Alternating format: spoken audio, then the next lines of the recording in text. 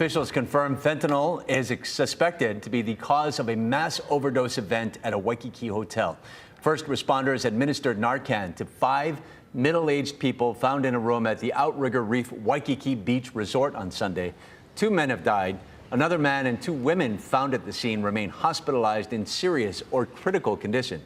The city's emergency medical services director declined comment on this particular case, but says it does fit with a recent trend.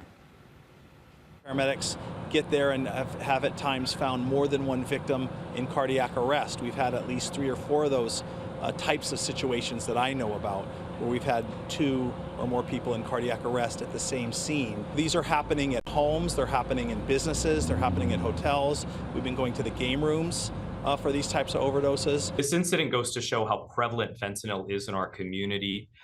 You know, people may be taking something or drinking something that they don't even know is laced with fentanyl. And that's why it's so important to have Narcan, which helps to reverse an opioid overdose. A bill has been introduced to the Honolulu City Council, which would require bars, nightclubs, and other places that sell liquor to have Narcan on site. The family of a Hawaii woman killed after a fishing charter boat capsized off Alaska has set up a GoFundMe to help with memorial and funeral costs. Coast Guard crews recovered the bodies of Brandy Tiao, her sister Danielle Akoli, and her husband Maury. The bodies of Brandy's husband Robert Solis and the boat's captain Morgan Robideau are still missing.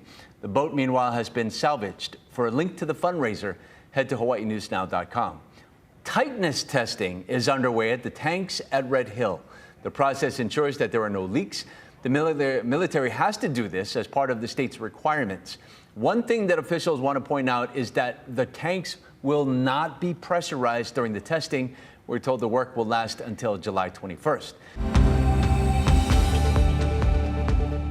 With these stronger winds at that time, the rain's going to come in and leave very quickly, resulting in very minimal rainfall totals. So we're in for more of this. Really beautiful stuff out there. Today, tomorrow, and on Thursday, the winds will run slow. And that means morning sunshine, afternoon clouds, and a few spotty afternoon showers, slightly higher humidity levels as well. And then that changes around. We've got windier conditions from Friday into the early part of next week. Those winds will be running at breezy levels, 15 to 20 miles an hour. Not that strong, but you'll definitely notice the difference with lower humidity levels.